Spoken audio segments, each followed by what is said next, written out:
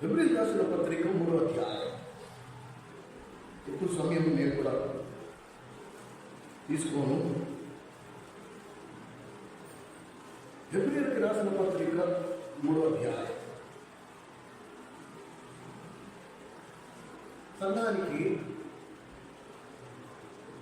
ఒక హెచ్చరిక గమనించారు. 13వ వచనము నుండి 15వ వచనం వరకు కలిపి ఉన్నాయి. మీరందరూ గమనించగలరు. మీరు ఆయన శబ్దమును వినిన ఎడల, ఇది ప్రతిసారి మనం చదువుతాము, జ్ఞాపకం చేసుకుంటాము, కానీ ఇందులో కొన్ని అమూల్యమైన విషయాలు ఈరోజు మీరు చూడగలరు. చూడండి, నేడు మీరు ఆయన శబ్దమును వినిన ఎడల కోపము పుట్టించి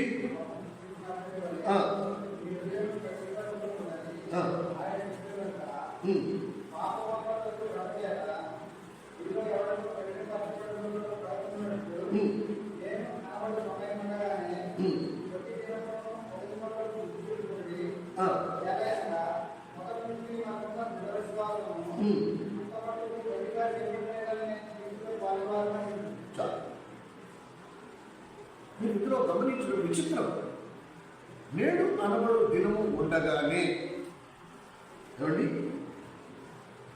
ప్రతి వాడును ఒకరినొకడు బుద్ధి చెప్పుకునిచ్చు. ఇంగ్లీష్ బైబిల్ ఎలా తెలుసా? మీరు ఒకరిని ఒకరు ప్రోత్సహించుకుంటూ, ఎంకరేజ్, ప్రోత్సహించుకుంటూ. ఎందుకు ప్రోత్సాహము? ఎందుకు ప్రోత్సాహం? ప్రోత్సాహం అంటే ఏంటి? బలపరచడం. ఎందుకు ప్రోత్సాహము? నేను నిన్ను ప్రోత్సహించాల్సిన అవసరం ఏముంది? నువ్వు నన్ను ప్రోత్సహించవలసిన అవసరం ఏముంది? అంటే ఇక్కడ ఒక ప్రమాదం. మీరు ఎప్పుడైనా గమనిస్తే నేనేమంటున్నాడు 13వ వచనంలో మీరు చూడండి, నేడు మీరు ఆయన శబ్దమును వినిన ఎడల కోపము పుట్టించినప్పటి వలె మీ హృదయమును కఠినపరచు. ఏమవుతుందంటే ఎందుకు నేను నిన్ను ప్రోత్సహించాలి? ఎందుకు నువ్వు నన్ను? ప్రోత్సాహం అంటే ఏంటి?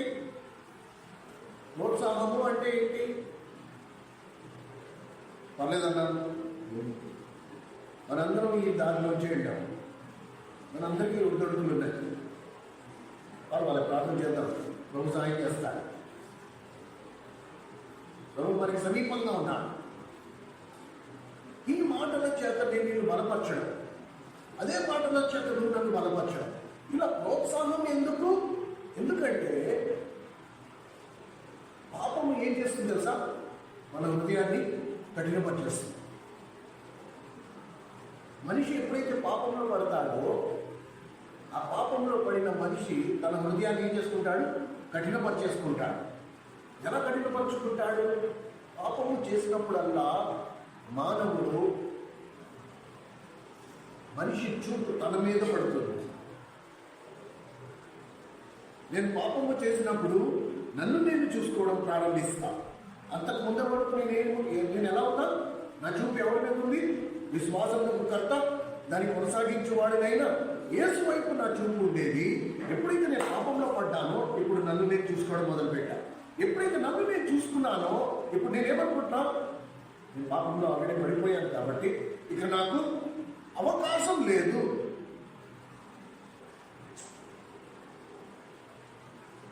ఇకనే అవకాశం లేదు కనుక నేను కాదు ఇందులో ఇక కొనసాగడమే. నా హృదయాన్ని కఠినపరిచేసుకున్నాను. కనుక సంఘంగా, ఒక కుటుంబంగా ఉన్న మనము ఇప్పుడు ఒకరిని ఒకరు ప్రోత్సహించుకోవాలి, ఒకరిని ఒకరు బుద్ధి చెప్పుకోవాలి. అయిపోయింది, పర్వాలేదు, నువ్వే కాదు, తాను నిల్చున్నవాడు పడిపోకుండా జాగ్రత్తగా చూసుకునేవాడు హెచ్చరిక ఉంది. మనం హెచ్చరించబడ్డాం. ఆ ప్రమాదం, పడిపోయే ప్రమాదం ఉంది కాబట్టి కదా ఆ హెచ్చరిక ఉంది. కనుక ఇది మనము గమనించి ఆ మెలుకుతనం వల్ల పాపం అనేది మన హృదయాన్ని కఠినపరిచేస్తుంది. దేవుని వాక్యానికి చోటు ఇవ్వదు. కనుక నేర్చుకున్న పాఠం ఏంటి? నేను పాపంలో పడినా సరే నా చూపు ఎవరి మీద ఉండాలి? నా ప్రభు మీద.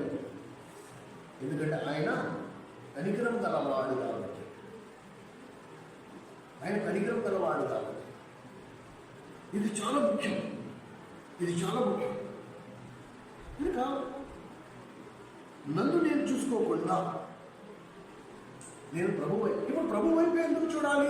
ఎందుకంటే నన్ను నేను మార్చుకోలేదు.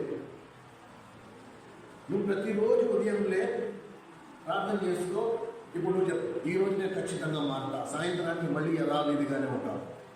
ఎంతవరకు నువ్వు ప్రయాసపడతావో నిన్ను నువ్వు మార్చుకోలేవు కాదు, మార్చుకోలేవు. కానీ దేవుడు నేను మార్చగలడు. నువ్వు దేవుడికి వ్యతిరేకంగా పాపము చేసినా సరే దేవుడు తన సంకల్పాన్ని మార్చుకోవట్లే, దేవుడు తన బుద్ధిని మార్చుకోవట్లే. అపోస్తల కార్యములు ప్రభువుని జీవాడు ఆయన అందరికీ మేళ్లు చేయించు, ఇది ఆయన స్వభావం. ప్రభువుకి మేళ్లు చేయడం మాత్రమే వచ్చు, కీడు చేయడం ఆయనకి రాదు. ప్రభు నీ ఎడల తన సంకల్పాన్ని మార్చుకోవట్లే. నీ జీవితాన్ని మార్చాలి, తన స్వరూపంలోకి తెచ్చుకోవాలి. ఆ పనిలోనే ఉంటాడు ఎప్పుడు కూడా. నువ్వు ఆయన పనిని పాడు చేయి, ఆయన మళ్ళీ ముందు నుంచి చేసుకుంటూ వస్తాడు. ఎంతవరకు నీ అంతటా నువ్వు ఆయన చేతిలోంచి నీ చెయ్యని తీసివేసి నీ చెయ్యి అపవాదికి అందించినంత వరకు.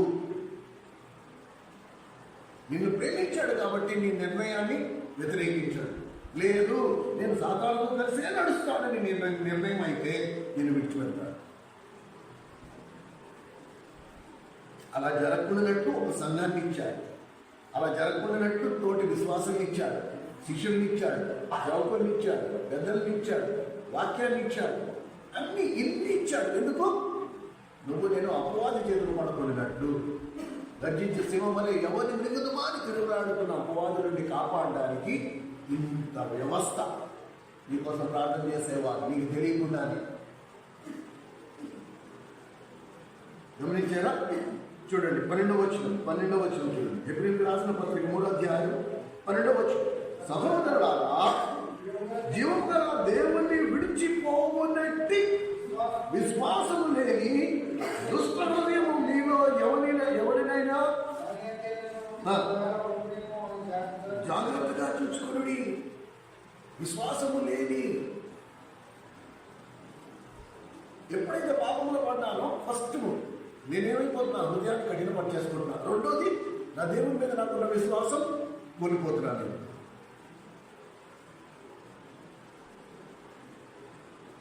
సాతాను పని కూడా అదే.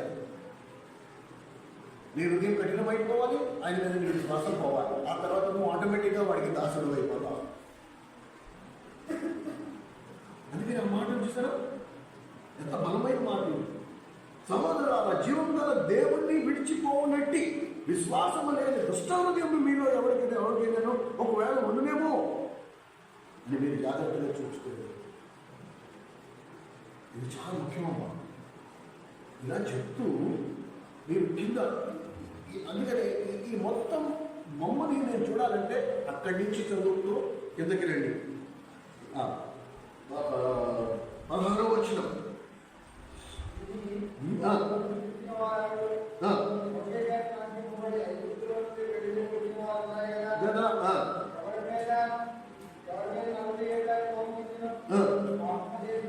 పాపం చేసిన వాళ్ళే కదా.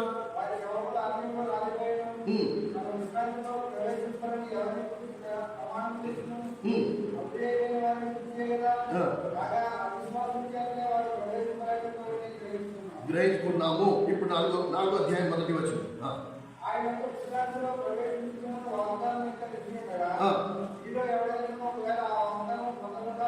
తప్పిపోవునేమో అని అది ఇక్కడ మనందరం అర్థం చేసుకోవాలి. ఏంటంటే ఆయన విశ్రాంతిలో ప్రవేశించుదాము అనే వాగ్దానం నిలిచింది ఈ రోజుకి. ఇవాటికి కూడా నీకు నాకు ఆయన విశ్రాంతిలో ప్రవేశిస్తామనే వాగ్దానం, ఇది దేవుడిచ్చాడు వాగ్దానం. నువ్వు నేను ఆయన విశ్రాంతిలో ప్రవేశించడం ఏంటి? సదాకాలము ప్రభుత్వం ఉండడం. ఇహలోక మందు పరలోక మందు 2 చోట్ల. ఇక్కడ కూడా ప్రభుత్వమే ఉంటాం, అక్కడ కూడా ప్రభుత్వమే ఉంటాం. ఆయన విశ్రాంతిలో ప్రవేశించడం అంటే ఏంటి? ప్రభు ఎక్కడ విశ్రమించాడో, ప్రభు ఎక్కడున్నాడో అక్కడ. చచ్చిన తర్వాత కాదు, ఇప్పుడు కూడా. ఇప్పుడు ప్రభు ఎక్కడున్నాడు అక్కడ. లేక ప్రభు నందే నాకు విశ్రాంతి. కనుక మనకున్న నిలుచున్న వాగ్దానం ఏంటి? మనం ప్రభు విశ్రాంతిలో ప్రవేశిస్తాం. ఆ వాగ్దానము నుండి నువ్వు నేను తప్పిపోతానేమో అని భయం. ఎలా తప్పిపోతా? హృదయ కాఠిన్యం మూలంగా. చిన్న పాపంలో పడిపోయాను, హృదయం కఠినమైపోయింది, దేవుడిని విడిచిపెట్టే ప్రమాదం ఏర్పడింది, విశ్వాసం సన్నగిలిపోయింది. ఇవన్నీ వెంటనే జరిగిపోతూ ఉంటాయి. కానీ ప్రియమైన వాళ్ళ ఒక మాట జ్ఞాపకం ఉంచుకోండి. మీకు ఇలా చెప్తే క్లియర్గా అర్థమవుతుంది.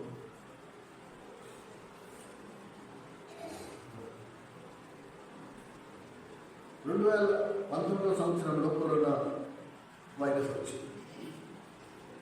కరోనా వైరస్ అన్ని చోట్ల ఉంది, కానీ అందరికీ కరోనా వ్యాధి అంటారు.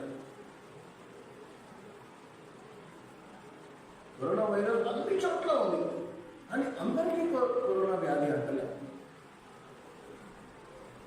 ఎవరికి అంటలేదు? ఎవరైతే జాగ్రత్తగా ఉన్నారు, ఎవరైతే మెలుగుగా ఉన్నారు.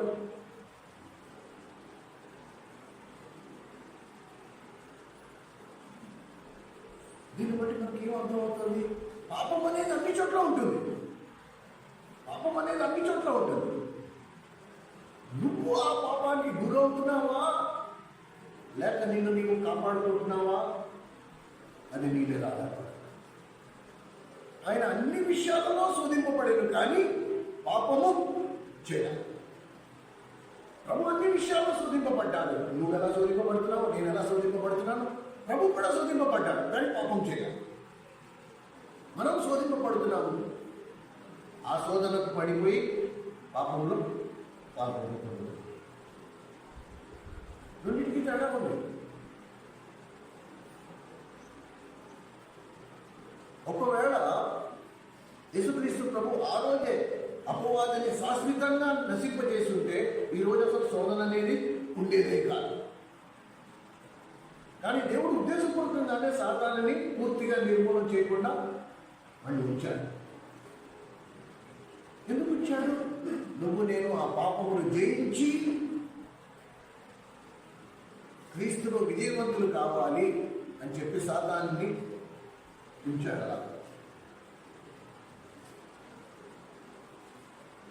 వాడికి నువ్వు సాగిల పడతావని కాదు, వాడిని జయిస్తావని.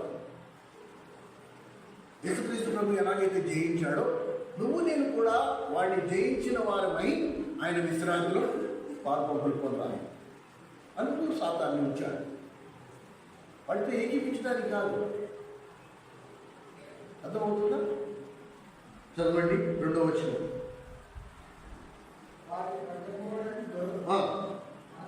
మనకును సువార్త ప్రకటింపబడేను కానీ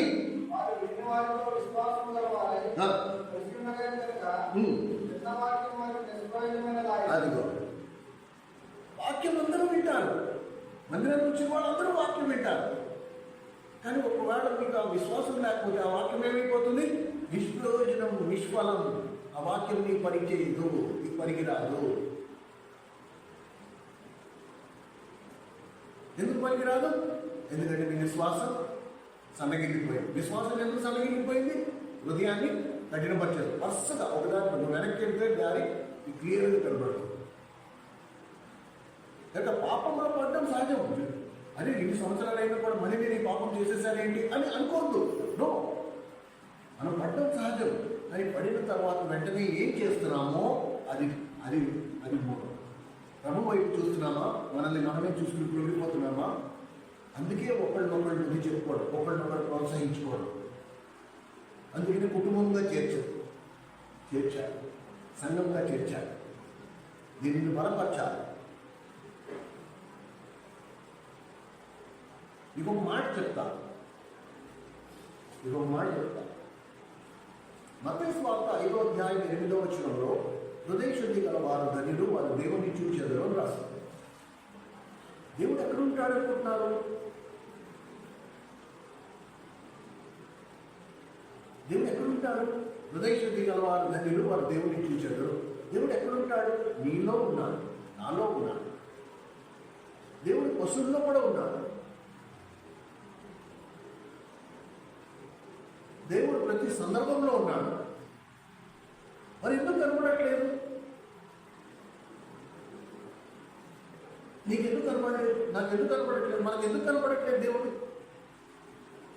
దానికి ఒకటే సమాధానం, నాకు హృదయ శుద్ధి లేదు.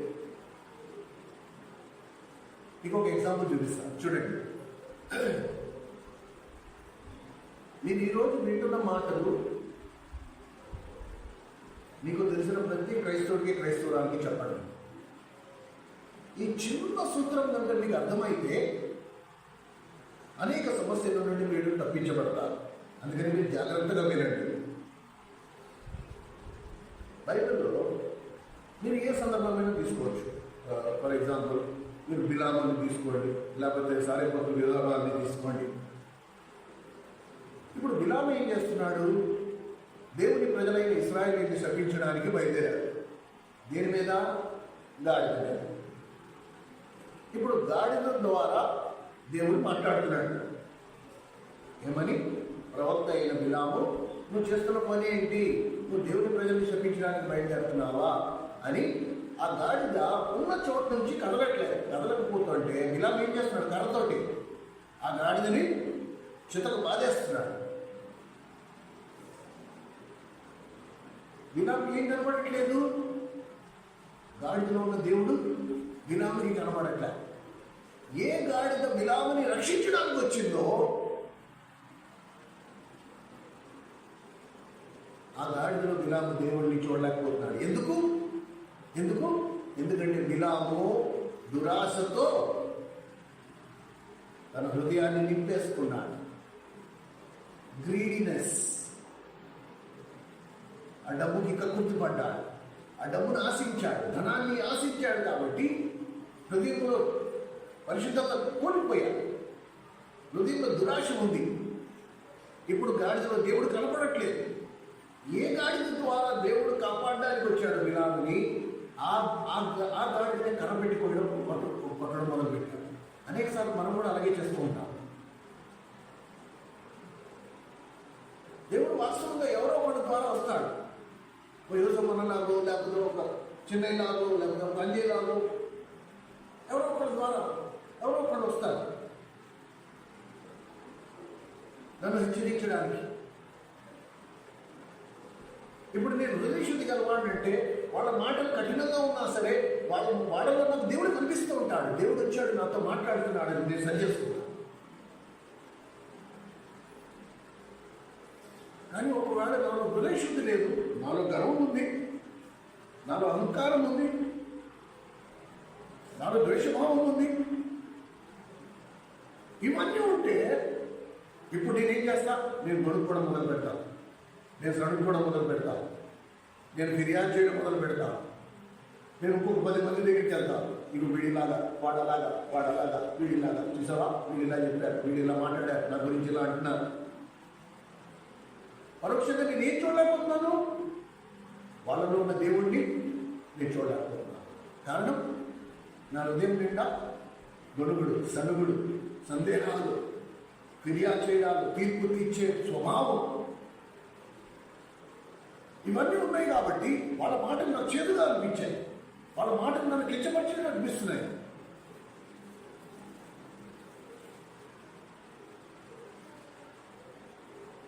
కానీ ఒకటి హృదయం శుద్ధిగా ఉందనుకో, నీకు అలాంటివి ఏమీ లేవు. నువ్వు ప్రతి దాంట్లో దేవుడిని చూస్తున్నావు, పరిస్థితుల్లో దేవుడిని చూస్తున్నావు, మనుషుల్లో దేవుడిని చూడడానికి నువ్వు ఎదురు చూస్తున్నావు. నేను పాపము చేయకుండా నిత్యము ఆయన ముఖమును నా కళ్ళు ఎదుట ఉంచుకొని ఉన్నాను. కీర్తనకారుడు ఎంత స్పష్టంగా రాస్తుందో, అపోస్తల కార్యములో కూడా ఎంత స్పష్టంగా మాట్లాడు. నేను పాపము చేయకున్నట్లు నేను నిత్యము ఆయన ముఖమును నా కళ్ళు ఎదురుకుండా ఉంచుకుని ఉన్నా. నేను యేసుక్రీస్తు ప్రభుని ఎల్లప్పుడూ నా మదిలో ఉంచుకుంటుంటే నేను అసలు పాపము చేయను. ఎందుకంటే ఆయన నా కళ్ళ ముందు ఉన్నాడు. నేను ఎలా పాపం చేస్తాను?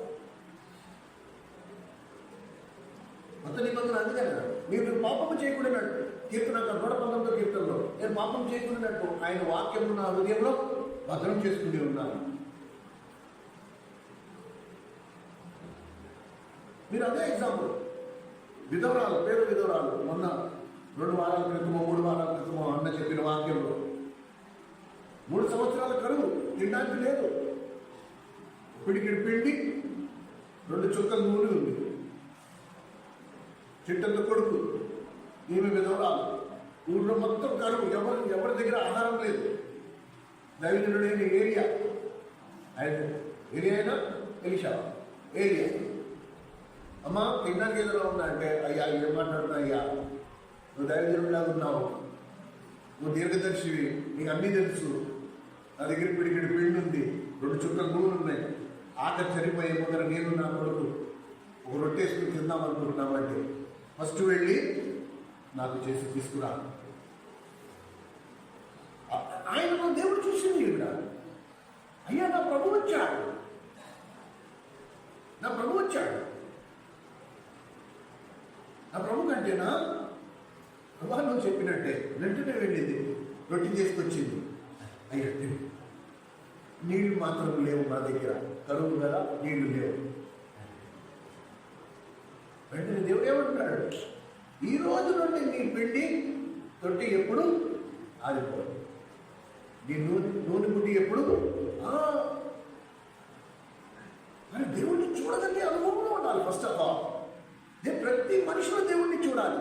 నన్ను దూషించే వాడిలో కూడా నేను దేవుడిని చూడగలగాలి, నన్ను పొగిడే వాడిలో కూడా నేను దేవుడిని చూడగలగాలి. నేను పొగడతలకు పడిపోయి దూషించేవాడిని శత్రువు కింద చూశాను అంటే నన్ను నేనే మోసగించుకో. నీకు ఈ అరే పరిశుద్ధాత్మ దేవుడు ఎంత త్రికాల జ్ఞానీయో చూడండి.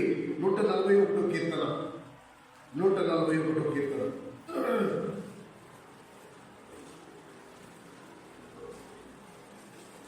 141 కీర్తన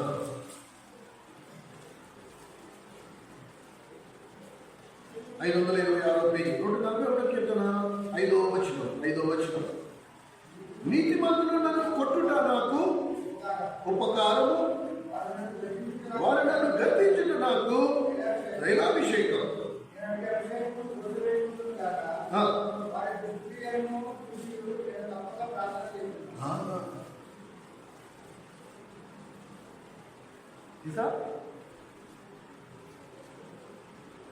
పేతురు ప్రభువు ఏకంగా పేతురునే ఉన్నాడు, సాతానా నా వెనక్కి పోము, డైరెక్ట్ సాతానాన్ని సంబోధించారు. కానీ ఆ గద్దెంపుల పేతురును అపోస్తలుల నాయకుడిగా మార్చేస్తాయి. సోదరుల సహోదరి, మనల్ని ప్రేమించిన వారు మాత్రమే మనల్ని గర్దిస్తారు. మనం అంటే పట్టించుకోలేని వారు మన జోలికి కూడా రాదు, మనం ఒక మాట కూడా అన్నారు. కానీ మానవుని యొక్క గ్రహింపేటి దశ, నన్ను ప్రేమించిన వాడు నన్ను పొగుడుతాడు, నన్ను ద్వేషించేవాడు నన్ను తిడతాడు. కానీ రివర్స్, కానీ ఇక్కడ రివర్స్.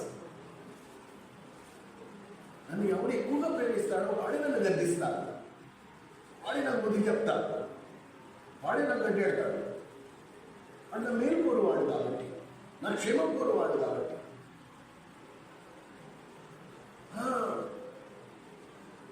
కానీ అపవాది మనకి పక్కనికి బోధిస్తుంది, ఇక నువ్వు అంటే గిట్ట నిన్ను మాట్లాడుతున్నాడు చూస్తున్నావా, వింటున్నావా, నువ్వు ఇవన్నీ నువ్వు పడి ఊరుకుంటావా, తిరగకూడదు.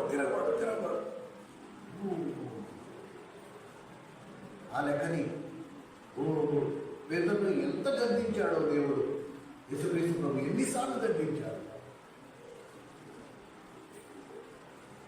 అది పేదలని అపోస్తలుల నాయకుడిగా మార్చేసి అపోస్తలుడు అందరికంటే పెద్దవాడైపోయాడు. నిజమే సహోదరుడా సహోదరి, మన దేవుడిలో ఒక గుణం ఉంది. ఇవన్నీ ఎన్నోసార్లు మనము ఇంతకు ముందర చదివి ఉన్నాం. యోవేలు గ్రంథంలో ఒక మాట, ఇది ఇప్పుడు నువ్వు ఆరాధించే దేవుని యొక్క గుర్తింపు. నువ్వు ఎలాంటి దేవుని నమ్ముకున్నావో ఆ దేవుడు ఎట్టివాడో చూడు. యోవేలు గ్రంథము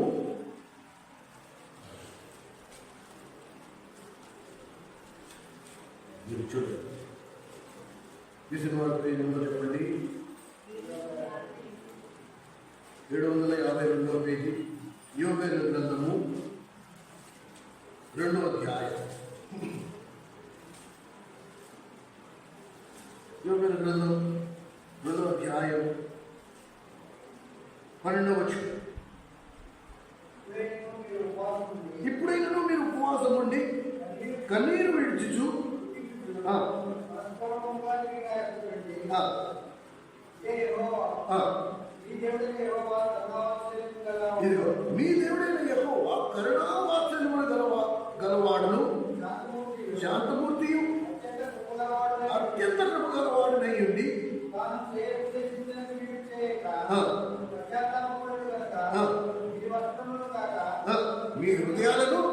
మీ హృదయాలను చెప్పుకోండి, ఆయన తట్టు తిరుగుడి.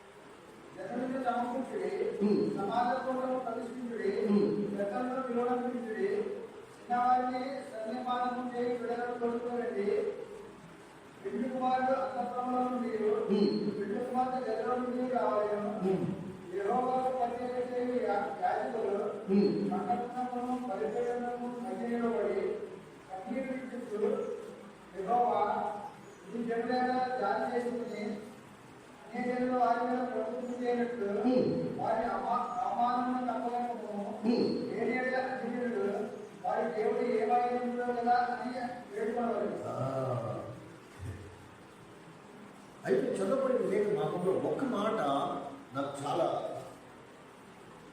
తాకింది. నేను తిరిగి మళ్ళా దేవుని దగ్గరికి వస్తే, నేను పశ్చాత్తాపం తిరిగి నా దేవుని దగ్గరికి వస్తే, నా దేవుడు కోపంతో నాకు తలంచిన కీడు చేయడం మాని నా మీద తన వాత్సల్యమును చూపిస్తాడు, తన కరుణను చూపిస్తాడు, తన జాలిని చూపిస్తాడు. ఏ కీడును ఉద్దేశించాడో నాకు చేయాలని ఒక శిక్షగా, ఒక తీర్పుగా అది చేయడం మానేసి ఇప్పుడు తన ప్రేమను నా మీద కుమరిస్తాడు. కనుక నాకు ఎప్పుడైనా అవకాశం తప్పిపోయిన కుమారుడు తిరిగి వచ్చినట్లు, అది కూడా అన్న చెప్పినట్టు, వాడు కడుపు కోసం వచ్చినా సరే వాడిని అంగీకరించుకున్నాడు, వాడిని మెడలేసుకున్నాడు, ముదులు పెట్టుకున్నాడు, చేతికి ఉంగరం తొడిగాడు, ప్రశస్తమైన వస్త్రం తొడిగాడు. వాడు వచ్చింది స్వార్థంతో వచ్చినా సరే మనమైతే పశ్చాత్తాపంతో వస్తున్నాం. కానీ మనం ఆ విషయంలో మనమనుకుంటున్నాం, ఓ ప్రభు ఎక్కడైనా నీ హృదయాన్ని నేను గాయపరిచాను, ఈరోజు నువ్వు మాతో మాట్లాడాను, నేడు అనబడే దినము, నేడు మీరు ఆయన శబ్దంలో వినిన ఎడల. ఒక్కొక్కసారి మనం తెలియకుండానే అపవాది చేతులు మనం మోసపోతాం. మోసపోయినప్పుడు మనం హృదయాన్ని కఠినపరచుకోవద్దు. ఎందుకంటే మనకు ఆశ్రయం ఎక్కడుంది? మన దేవుని దగ్గర మాత్రమే. ఆయన ఒక్కడే. నువ్వు ఎన్ని అదం పనులు చేసినా, నువ్వు చేసిన పనులు బట్టి నిన్ను అసహించుకోడు. నిన్ను మెడలేసుకుంటాడు, నిన్ను ముందుకు ఎడతాడు, నీ బొమ్మను తొడుగుతాడు, ప్రశస్తమైన వస్త్రం ధరింపజేస్తాడు, తలకు పాగా పెడతాడు, తన భోజనం పనుల మీద తాను కూర్చున్న చోట నిన్ను కూర్చోబెడతాడు. ఇది మన దేవుడు ఒక్కడే చేస్తాడు, ఏ మానవుడు చేయడు. అందుకే ప్రభు భోజనం బల్ల దగ్గరికి, ఆ బల్ల దగ్గరికి మనం సమీపిస్తున్నప్పుడు ఆయన మరణములు జ్ఞాపకం ఏం చేసుకోవాలి, నాకు ఎందుకు కొరకు నా ప్రభు చనిపోయాడు, నన్ను తనతో పాటు ఆ భోజన బల్ల దగ్గర కూర్చోబెట్టడానికి, నాతో సహవాసం ఉండడానికి, నన్ను తన స్వరూపంలోకి తీసుకురావడానికి, ఇతర మనుషుల కంటే నన్ను భిన్నంగా చేయడానికి, తనలాగా మార్చడానికి మనకి అవకాశం ఉంది. ఆయన విశ్రాంతిలో ప్రవేశించే వాగ్దానం ఉంది. కనుక పాపము వలన మన హృదయాన్ని కఠినపరుచుకున్నాక ఆ విశ్వాసంలో కర్త దాన్ని కొనసాగించి వాడిన దేవుని వైపు చూద్దాం. ప్రభు కరుణ వాత్సల్యములు గలవాడు అని మనం చదువుతూ వచ్చాం. అలాంటి దేవుడిని మనం ఎంతైనా సేవించాలి. అది కూడా ఎప్పుడైతే మనం ఒక కుటుంబముగా ఐక్యతతో కలిసి ఒలివ మొక్కల వలె ఆయన భోజనం పనుల చుట్టూ మనం చేరుతామో ఆయన ఎంతో ఆనందపడిపోతాడు, ఎంతో సంతోషపడిపోతాడు. ఎలాగైతే పిల్లలందరూ తండ్రి మెడనేసుకుని మెడని వేలాడుతూ నాన్న నాన్న నాన్న అని పిలుస్తూ ఉంటాడు. ఆ తండ్రికి ఎంతో ఆనందం. వాడి పిల్లలందరూ వాడు చుట్టూతూ ఉంటారు. నాలుగు పక్కల ఒకడు వీటి మీద పడిపోతూ ఉంటాడు. వాడికి ఎంతో ఆనందము. దేవుడు కూడా మన వయసుతో సంబంధం లేదు. మనం ఎట్టి వారం అయినా సరే ఆయన మనకి తండ్రి. ఆయన మెడ పట్టుకుని వెళ్ళాలి. నిన్ను వదిలేసి మేము ఎక్కడికి వెళ్ళము. ఎక్కడికి వెళ్ళగలను? మాకు ఎక్కడ క్షేమం ఉంది, మాకు ఎక్కడ భద్రత ఉంది? మీ దగ్గర తప్ప. మమ్మల్ని కాపాడువాడు కొడుకడు, నిద్రపోడు. నీ కనిపాపం వల్లే మమ్మల్ని కాపాడువాడు. నేను వదిలేసుకుని మేము ఎక్కడికి వెళ్తాం? ఈ కుటుంబాన్ని వదులుకుని మేము ఎక్కడికి వెళ్తాం? అది మా హృదయాన్ని విశాలపరచు. మాలో గొడుగుడు సణుగుళ్ళు ఉండక, సందేహాలు సంశయాలు ఉండక, ఫిర్యాదులు లేక మేము ఎల్లప్పుడూ నిన్ను స్తుతించే బిడ్డలుగా, భూమి మీద నువ్వు అప్పగించిన పనిని మేము పూర్తి చేసి నేను మహిమపరిచే బిడ్డలుగా మేము ఎల్లప్పుడూ అలాగుండలాగున, అనేకులకు మాదిరిగా ఉండలాగున, అనేకులకు వెలుగు చూపించే వారిగా, మమ్మల్ని చూసేవాడు మేము కూడా అలా ఉంటే బాగుండు అనే ఆశ పుట్టించే వారంగా మనమందరము ఇట్టి తీర్మానంతో మన ప్రభుత్వంలో పాల్గొన్నాం. దయచేసి మోకరించండి, ప్రార్థన చేస్తున్నాం.